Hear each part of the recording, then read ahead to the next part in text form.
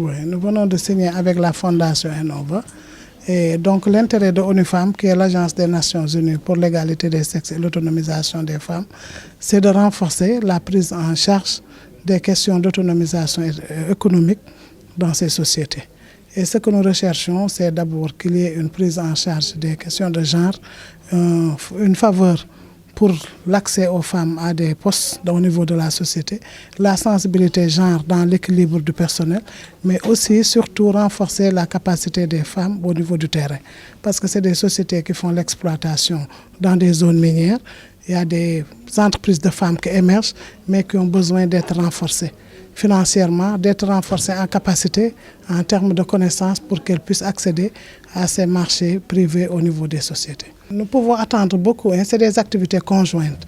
On a l'expertise et la disponibilité de la société Innova, mais aussi il y a l'expertise de ONU Femmes en tant qu'agence des Nations Unies qui a un mandat d'assurer l'équité de genre dans toutes les sphères de la société.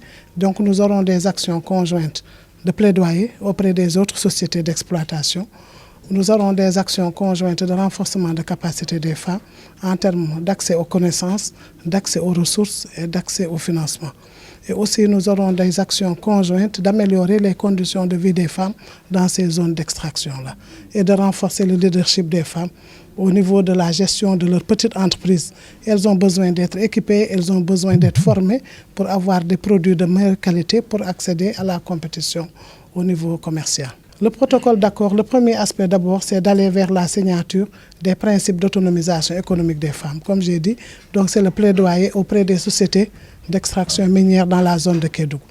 Le deuxième aspect, c'est d'organiser des sessions de formation pour les femmes qui sont dans les régions d'extraction minière. Et nous ciblons 500 femmes, beaucoup de femmes qui sont là-bas déjà et qui ont besoin d'être formées. Et l'autre aspect aussi, c'est de chercher des ressources pour pouvoir renforcer leur activité économique. Comme j'ai dit tout à l'heure, les femmes ont besoin d'avoir des équipements.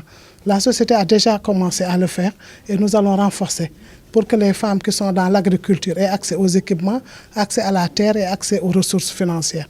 Les femmes qui font les transformations aient accès aux équipements aussi et à la connaissance pour avoir des produits de meilleure qualité. C'est beaucoup d'activités communautaires que nous allons faire ensemble pour améliorer les conditions de vie des femmes et des filles qui sont dans les zones d'extraction minière.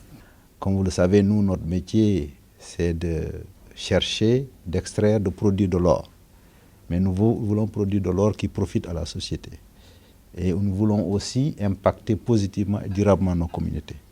Comme ce n'est pas tellement notre métier, malgré nos bonnes intentions, il y a des gens qui sont mieux outillés, mieux qualifiés pour pouvoir atteindre ces objectifs.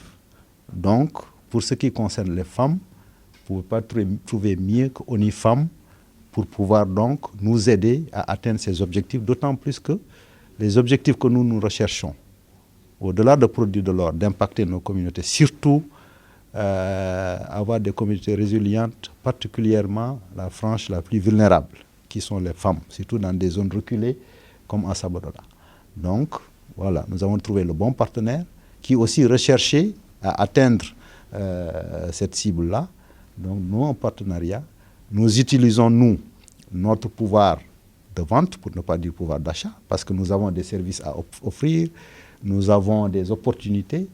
Et donc, comment faire pour que dans ces opportunités-là, des femmes puissent en profiter plus que ce qu'elles ont aujourd'hui. Donc, si vous prenez la cartographie de nos emplois, on a 10% de femmes qui travaillent chez nous. Bon. Comment faire? Notre objectif, c'est que notre main-d'œuvre soit à 35% de femmes. Donc, même si il faut quand même atteindre nos objectifs de produire de l'or. Il faut des personnes qualifiées. Il faut former donc plus de femmes à pouvoir travailler à la mine. Il ne s'agit pas seulement de travailler à la mine, il faut aussi pouvoir travailler avec la mine, notamment gagner des marchés publics. Madame la directrice l'a dit, c'est aussi important. Il faut capaciter ces femmes à monter des entreprises, quelle que soit leur taille, et petit à petit comprendre, compétir avec les hommes et même, en tout cas, favoriser pour que cette compétition leur soit favorable. Donc nous sommes engagés dans cette dynamique, dans cette bataille. Et donc nous avons signé un protocole d'accord. Nous allons signer les principes d'autonomisation économique des femmes, ça c'est très important, il faut commencer par là, et aussi engager toutes nos parties prenantes, puisque aussi nous accordons des marchés à de grandes entreprises qui gagnent beaucoup d'argent avec notre mine.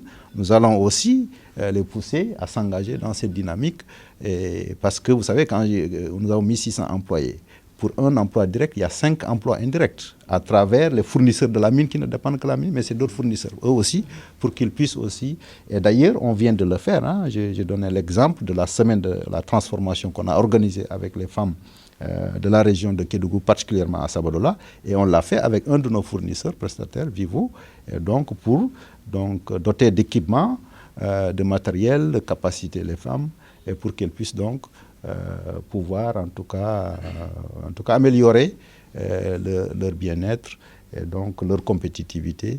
Et voilà, donc un peu c'est autour de ces principes aujourd'hui qu'on a joint nos forces avec ONIFAM pour donc, voilà, sa convention c'est pour 1 an, mais on va certainement la renouveler. Et puis il y a un plan d'action, une feuille de route après qu'on va dérouler pour concrètement atteindre ces objectifs qu'on est en train de chercher, auxquels nous croyons profondément.